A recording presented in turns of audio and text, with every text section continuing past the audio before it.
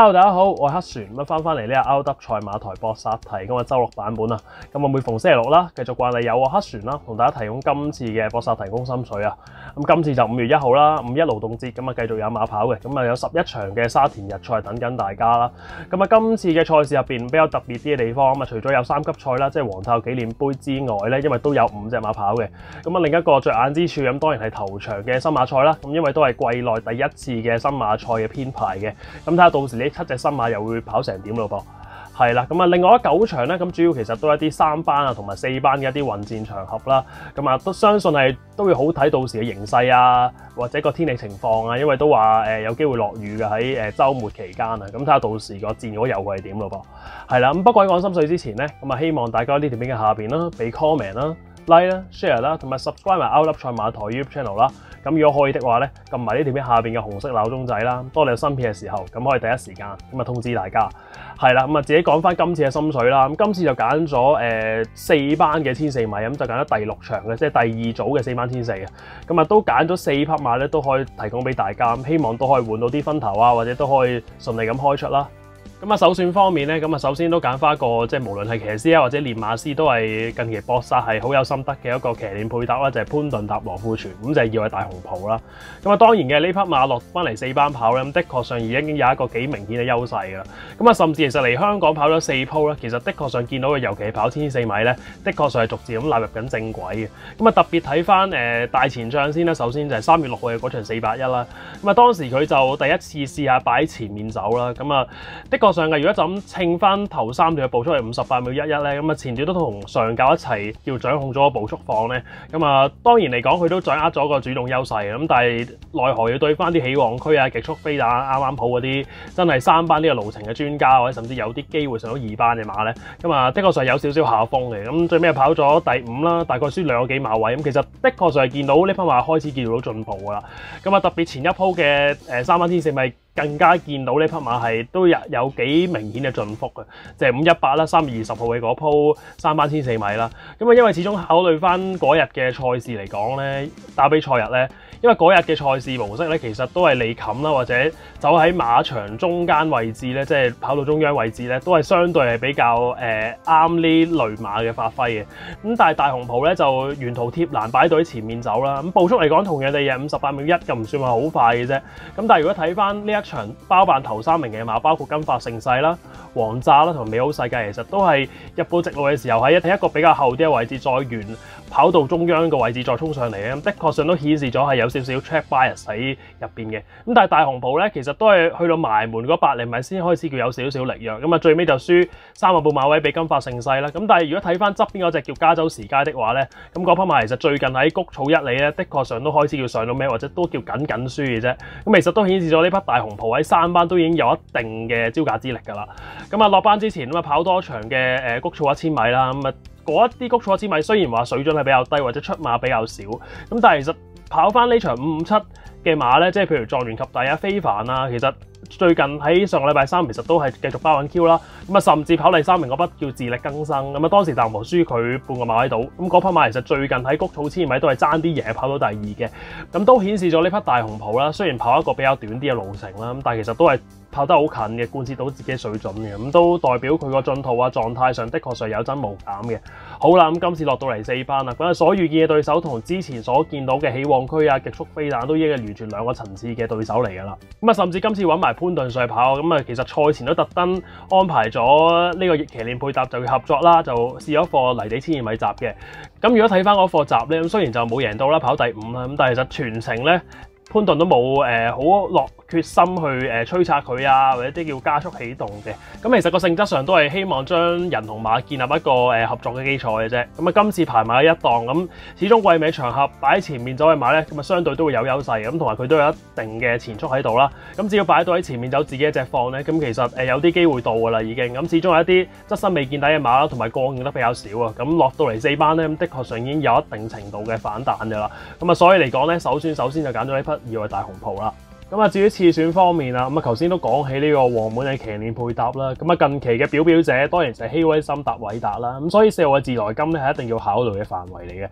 都講過你呢匹馬始終係偏搭 O'Reilly 啦。所以嚟講個性能上都係以比較長啲嘅路程，譬如1400、1600咧就會比較好啲嘅。所以其實都顯示咗啲咩？呢匹馬喺季中階段去咗韋達馬房之後跑嗰啲谷草千二米咧，其實都係得個近字，都可以解釋到呢個原因。但係睇翻486嘅嗰鋪谷草千二米啊，其實佢就當時係後上馬嚟講表現比較好啲嘅一隻嚟嘅。譬如但係喺佢後邊嗰啲，譬如正本紅心啊、戰意啊、大師級啊，其實都各自喺不同嘅路程係相繼提升到名次同埋個成績嘅。所以都揭示咗點解呢匹自來金翻去跑呢個田草1400米之後咧，係攞到1 win 1 Q 啦。首先數翻佢前一場咧就係跑第2嘅嗰鋪536啦。當時其實佢都守咗好位嘅啦。形勢嚟講都係相對比較有利嘅。但係就輸咗俾一匹都叫有啲質素啦，但係都長期跑唔出水準嘅大紅心啦。因為嗰匹馬其實表現係相當之飄忽嘅，但係一跑出水準咧係可以將所有嘅4班馬殺低嘅。最尾就輸大概個1.4分1馬位度啦。就咁稱個表現嚟講，其實都叫逐漸進步嘅。對上一鋪啦，4月10號嘅田草1400米都係斯蘭嘅賽事啦。其實踏入咗4月之後咧，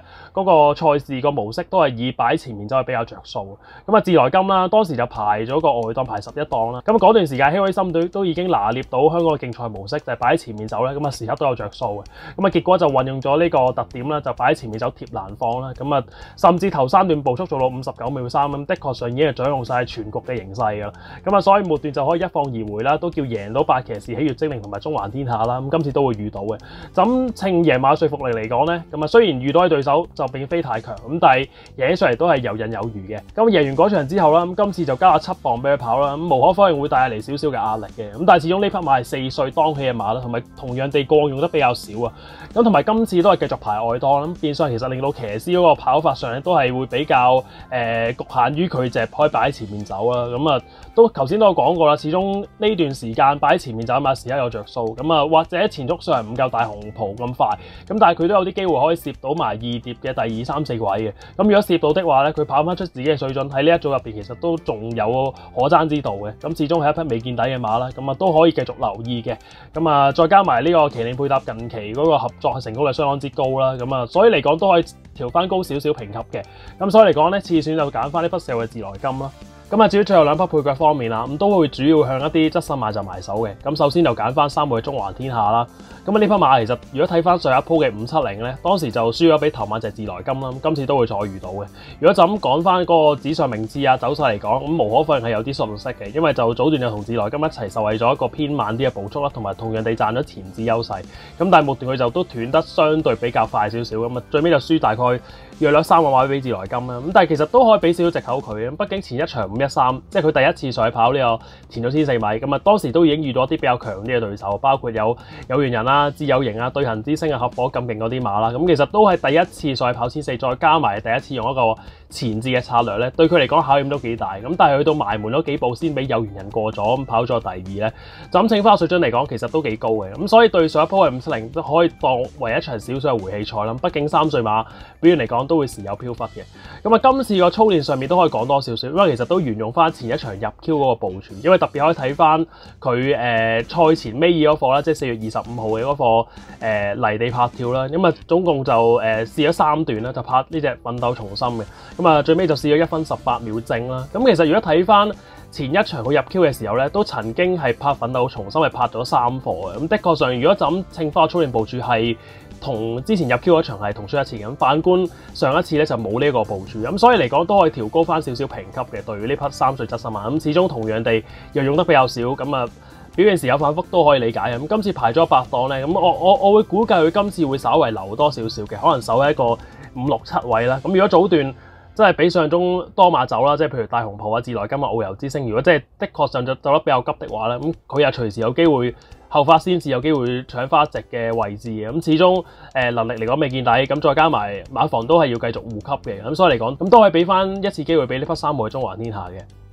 另外一匹咧就係爆嘅亞洲騰王啦。可能你會懷疑啦，其實高柏森都好似畢咗業㗎咯噃，即係餘下賽事會唔會在乎咧？但係呢匹馬其實交出嚟嗰個表現就的確上係幾有10級以上嘅感覺。前一場510啦，都係同樣地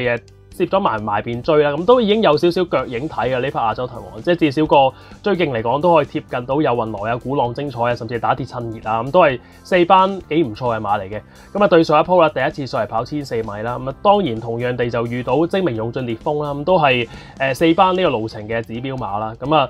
其實嗰一場咧就相對用一個比較主動少少嘅策略啦，守咗一個馬林中碟嘅位置。其實去到直路初嘅時候，一度都係似模似樣咁，但係始終礙於嗰個沿途處境並非太好啦，因為去到直路中間嘅時候，其實都一路俾烈風啊，甚至係金像飛快冚住個位啊，變相其實冇乜空間望空嘅。咁啊末段其實交出嚟個走勢都叫恰妥啦，交翻出應有嘅水準啦，即係至少證明咗呢匹4歲馬跑千四係絕對冇問題先嘅。係啦，咁啊今次即係始終適應咗一場啦，4歲側身馬即係跑過一場之後會吸收到幾好嘅經驗嘅。咁啊今次排埋個2檔咧。